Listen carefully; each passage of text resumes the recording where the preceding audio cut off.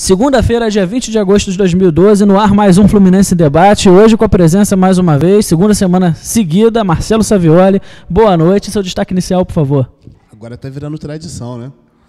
Que bom, né? Tá de volta o Marcelo Savioli à mesa e agora cumprindo com a palavra. E agora eu tô pensando, já que o estagiário não tem mais comparecido à mesa, em lançar a candidatura dele a vereador. É uma prática bem comum dos nossos vereadores, né? Eles se elegem e não estão lá para exercer o trabalho pelo qual eles foram eleitos. Não, mas eu fico imaginando ele fazendo comício. Comício, eu ia falar muito, né? Ia ser aquele comício bem resumido, né? Sem... Não, é verdade, o estagiário na semana passada ele enrolou a gente, ele falou, essa semana eu vou. Aí enrolou de novo, falou que ia ter futebol americano, sabia disso? Ele estava jogando futebol americano, agora vai começar o campeonato, até hoje vai ter o treino do ataque do futebol americano. Eu fico imaginando ele com aquele físico dele jogando futebol americano. Meu Deus do céu. Então, meu destaque inicial é o lançamento da campanha do estagiário vereador.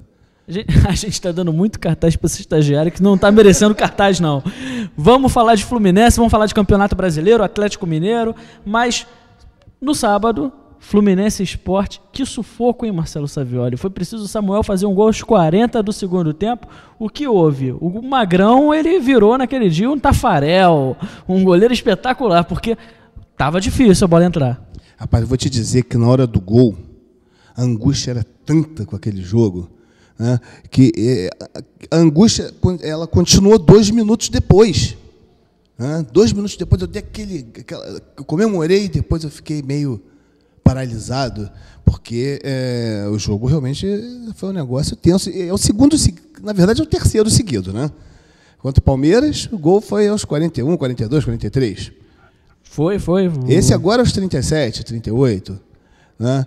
Fora aquele jogo contra o Cruzeiro, que depois a gente, obviamente, com certeza nós vamos conversar sobre ele, né? A gente tem algumas continhas a fazer em relação a esse jogo, mas realmente foi um jogo angustiante. E eu acho que o Fluminense até sentiu um pouco os desfalques. A ausência do Fred, especialmente, né? Aumentou. Uma hora, quer dizer, na verdade o time sempre sente, né? Vinha sentindo a ausência do Deco.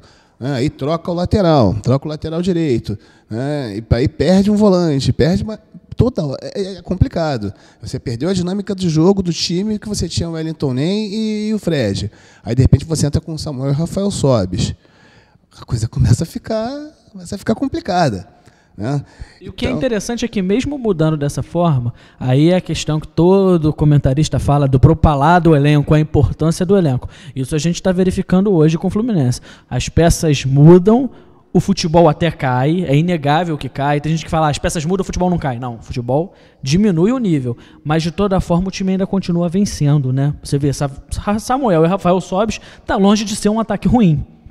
Que, na verdade, se você pegar todo o nosso time, vamos dizer assim, só para você ter uma ideia, o Abel Braga ele vai ter os 2 volantes titulares dele, que são Edinho e Jean. No banco de reserva, ele vai ter Valência e Diguinho. Que há dúvidas até qual é a melhor dupla, né? Dá para disputar isso. Tudo bem que hoje em dia o Jean ele vem na sua melhor fase no Fluminense e ele tem dado uma liga ali no meio de campo, né? Saindo desde defesa ao ataque, driblando, puxando, até dando passes importantes para a armação do time, que é uma coisa que o Jean ainda não fazia no Fluminense. E a gente via ele fazer isso no São Paulo. O Jean, na minha opinião, está muito bem, está de parabéns. E o Diguinho voltou e também não voltou mal, não. Estava marcando bem, com bons passes. Inclusive, ele deu um bom passe ali que se o juizão, nosso bandeirinha, para variar, né? Nosso bandeirinha não desce. Sempre o bandeirinha. Se o bandeirinha não tivesse levantado a bandeira na hora errada, o Fluminense talvez tivesse passado menos sufoco. Mas é isso, justamente a questão da reposição. E hoje nós temos uma reposição de uma qualidade muito grande. Inclusive, você vai pensar, mas então o banco do Fluminense no final de semana estava fraco. Fraco uma vírgula. Quem conhece os garotos de Xerém que participaram do jogo da Copa São Paulo, que foram até a final contra o Corinthians, o Igor e o Igor, né? Se não me engano, Igor e o Maicon. Futuro craque do futebol brasileiro. Muito bons os dois.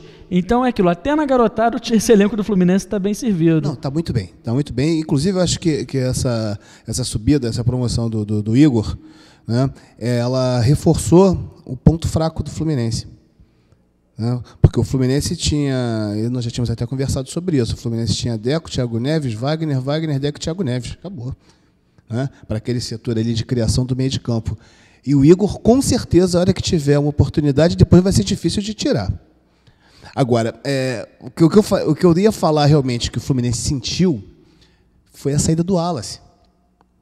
Por quê? Porque nós ficamos sem um lateral direito. E no primeiro tempo, né, Savioli, você percebia que, por mais que o Wallace até estivesse sentindo um probleminha físico, e aí acabou que teve dificuldade de se desenvolver no jogo, o Fluminense jogava muito pelo lado direito e muito pelo lado esquerdo do campo. Eram duas saídas muito boas, o Sport estava sentindo, embora também chegasse ao nosso ataque, a gente via que o jogo estava funcionando pelas laterais. A gente foi reduzido a só uma lateral, porque por mais que o Jean... Exatamente isso.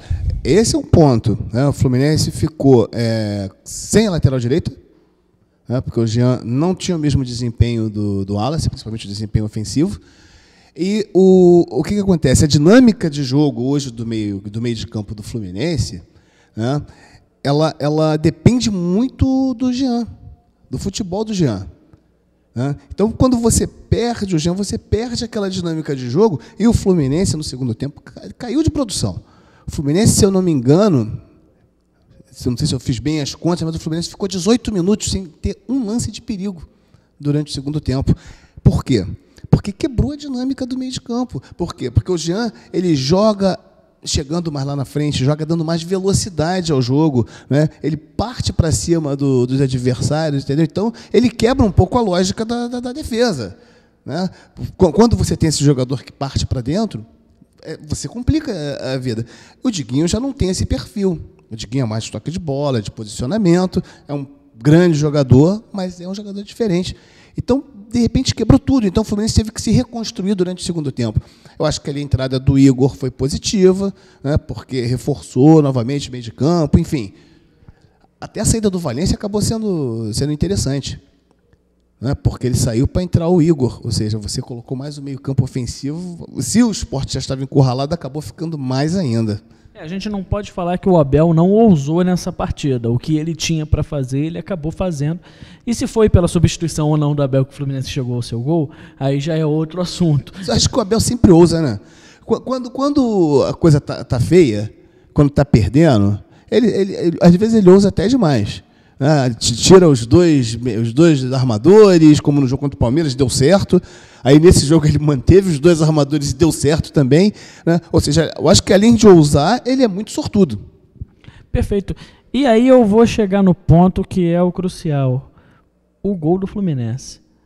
Parecia que o jogo ia terminar em empate, uma vitória que a gente esperaria não se sacramentaria, quando, de repente, vem uma bola do Carlinhos, um desvio do Samuel, que a gente sabe que, por mais que ele fosse o Pelé, ele não fez aquilo conscientemente, vou colocar no cantinho sem chance para o Magrão. E a bola entrou. Que fase está o Fluminense, hein, Savioli? Que bela fase, quando até as coisas parecem que se complicam, você vai lá e ganha, jogando bem ou mal, isso é outra discussão. Eu concordo, eu li sua coluna e a minha opinião. Não dá para você dizer que o Fluminense esteja jogando um mau futebol. É questão se joga bonito ou joga feio. Mas fala só desse lance e depois a gente pode até entrar nessa discussão, que eu acho que é uma discussão boa. Joga bem, joga mal, joga bonito, joga feio. Eu acho que o Samuel, não sei se foi tão inconsciente assim, não. Não, ele mandou pro gol. Mandou pro gol. Mandou pro gol. Teve sorte que a bola foi no canto. Desviou do goleiro. Enquanto o Ronaldinho Gaúcho cruzou aquela bola na Copa de 2002 contra a Inglaterra, o Samuel não, ele mandou pro gol. Pois é, eu até hoje ainda tenho desconfiança com aquele gol do Deco no Vasco, na decisão da Taça Guanabara, que ele também não chutou. Ainda tem essa desconfiança. Você pode ter essa desconfiança. Olha a gente quebrando a pauta aqui. Mas o assunto é bom, é Fluminense, então você também está gostando que está assistindo aí. Aquela bola, o Deco, ele olha antes e vê o Fernando Praz mal colocado. Vou perguntar para ele. Acho que ninguém perguntou isso para ele. É uma boa pergunta. Pede pra galera lá do Tricolor.com, que está diariamente lá nas Laranjeiras, fazer essa pergunta quando ele for pra coletiva. Não é difícil, é só pedir a palavra lá, falar, tá difícil até dele ir pro treino, quanto mais pra coletiva. Nesse aspecto, sim. Aliás, diga-se de passagem, o Deco, provavelmente, no final de setembro ou início de outubro. Antes disso, Nem pense em contar, porque não dá. Eu estava imaginando mais ou menos isso mesmo, e vai voltar na hora certa. O Fluminense vai conseguir... Vai para a arrancada final, né? Vai para a arrancada final, exatamente. Quando o Fluminense mais precisar, lá vai estar o Deco para ajudar. E eu espero que esse campeonato a gente tenha o Fred o ano inteiro. Mas fala você, fala você. Bate na madeira, cara, pô. Não fala no Fred, deixa o Fred lá, pô. Eu acho interessante justamente isso, que até quando a gente está sem o Fred, que seria insubstituível, o Samuel entra, que foi uma grata surpresa esse ano, na minha opinião, pelo menos. Eu não imaginava que o Samuel fosse render. Eu ouvi o Samuel treinando durante um ano nas Laranjeiras, e o que a gente achava mais interessante era o fato dele se chamar Samuel Rosa, em relação ao cantor do Skank.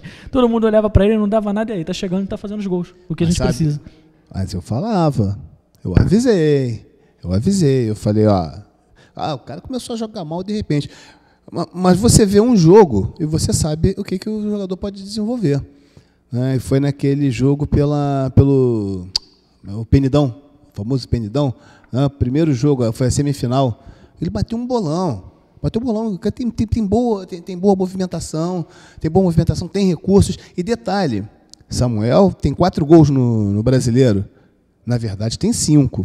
Porque tem aquele gol contra o Santos também que nos surrupiaram. A coisa está ficando feia. Você for começar a fazer a conta, já são 6 pontos que nós perdemos para a arbitragem.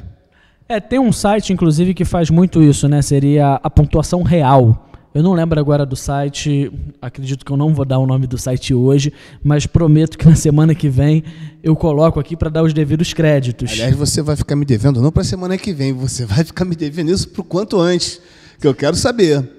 Que ele coloca, no caso, o placar real, ou seja, na verdade, a classificação real, não o placar. E nessa classificação real, o Fluminense é líder do Campeonato Brasileiro. Pois é sempre bom a gente lembrar dessas coisas, porque o Lance fez um estudo em 2000, agora eu estou na dúvida se foi em 2007 ou foi 2007. Foi 2007, mais ou menos no meio do campeonato. Um time lá de São Paulo estava 8, 9, 10 pontos na frente do segundo colocado. E se pegasse todos os erros de arbitragem, ou seja, se anulasse os erros da arbitragem, o São Paulo estaria 1 ponto apenas na frente do segundo colocado. Né? E naquela época falava-se muito, né, que o São Paulo era beneficiado. É claro que eu não acredito nisso, eu sei que isso não é verdade. Entendeu? É uma coincidência que acontece. Né? Coincidências acontecem. Inclusive, as coincidências se repetem, né? Ano a ano. Mas nem por isso elas deixam de ser coincidência. Né? Mas aconteceu. Ou seja, alguma coisa tem estranha, né? Eu acho que o Savioli é um lorde de colocar a opinião com essa ironia que você com certeza percebeu. Savioli, desde o caso Edilson Pereira de Carvalho, que foi comprovado, eu estou sempre com o pé atrás com o futebol. Até porque isso não acontece apenas no futebol brasileiro. Tivemos casos recentes de campeonatos italiano com clube rebaixado por causa de máfia de cartola. Enfim, existem N casos de que, por favor, quando tentam colocar... gente, isso não acontece mais no futebol, isso é outra história. Por favor, né? O torcedor não pode ser feito de idiota. O torcedor quer sim acreditar, como a gente, para fazer a nossa análise na condição de jornalista, de comentarista. A gente não quer analisar a arbitragem. A gente não quer ficar analisando a arbitragem, muito menos a gente quer ficar imaginando algo. Mas inclusive, dever da imprensa não estar protegendo o esquema porque acha que vai perder a credibilidade e automaticamente vai perder a audiência. Não, tem que fiscalizar. Agora você sabe que o caso Edilson é um daqueles casos raríssimos, né, do árbitro que foi comprado, mas ninguém comprou. Até hoje ninguém sabe quem comprou, porque já anularam vários jogos, acabou que um determinado time foi beneficiado, acabou sendo beneficiado mais à frente, né, na famosa partida contra o Internacional, que o Tinga sofreu um pênalti e foi expulso por simulação. Essas coisas que acontecem. Agora, repito isso, não que o árbitro tivesse a intenção. Né? É apenas um erro, né? Porque é ser humano. Tudo bem que ele erre sempre para o mesmo lado, mas não passa de coincidência. coincidências à parte, primeiro bloco está encerrado, daqui a pouco a gente está voltando para continuar essa conversa e vamos fazer a análise da semana. Foi melhor o empate com o Cruzeiro e a vitória? Dava para ter vencido o Cruzeiro? Vamos debater isso aí, algo mais. E o Atlético Mineiro é ou não é o Galo Papão? Até daqui a pouco.